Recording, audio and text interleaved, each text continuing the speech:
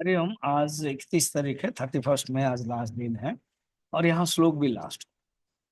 तो वो 30 श्लोक में भगवान समापन। जो वो जो कंटिन्यू किया था 29 में, दो टेक्निकल शब्द, ऑल कर्म, समस्त कर्म और अधिभूत, अध्यात्म, अविकेल। साधि श्री भगवान वाच, साधिभूताधिदैवं माम, साधि यज्ञं च ये विदुः, प्रयाण कालेऽपि च माम, ते विदुर्युक्त चेतसः। ऐसे भक्त लोग अधिभूत को जानते हैं।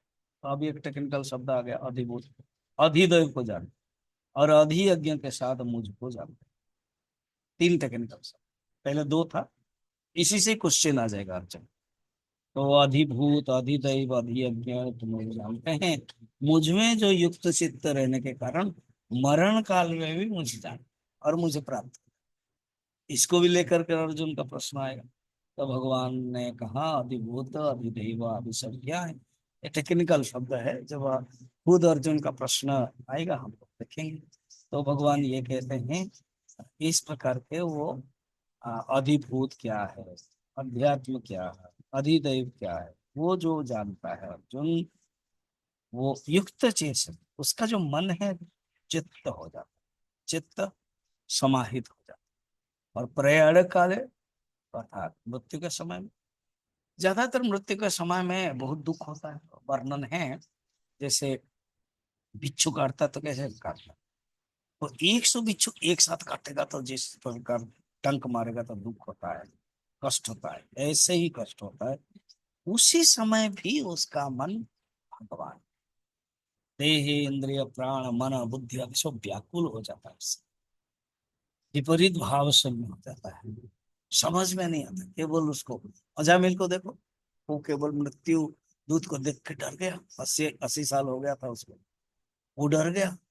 लकीली नारायण नारायण कहा अपना आदत आदत के कारण विष्णुदूत तो आ गए। फिर वो सुना और डिस्कशन मुक्त हो गया।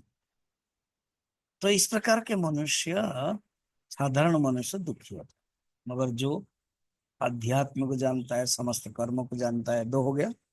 अधिभूत को जानता है, अधिदैव को जानता है, फिर उसके बाद समस्त प्रयाण काल में जो चिंतन करता है।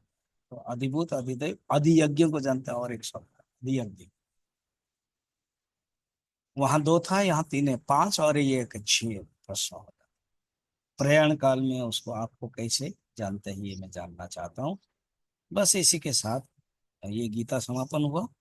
अ, इति श्रीमद्भगवद गीतासु उपनिषत्सु ब्रह्म विद्यायां योग शास्त्रे श्री कृष्ण अर्जुन संवादे ज्ञान विज्ञान योग नाम सप्तमो अध्याय।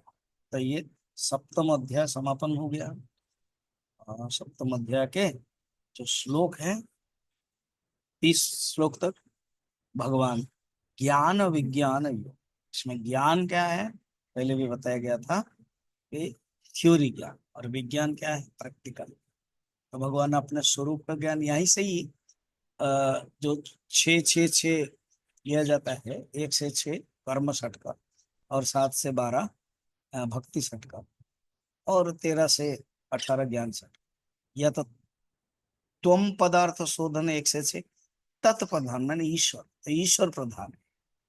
तो ज्ञान विज्ञान में किसके ज्ञान, किसके विज्ञान, ईश्वर के ज्ञान। और ये बताया। अब क्योंकि ये टेक्निकल शब्द दिया तो भगवान समापन कर दिया। तो अष्टम अध्याय में अर्जुन प्रश्न पूछते, वो हम लोग परसों देखेंगे।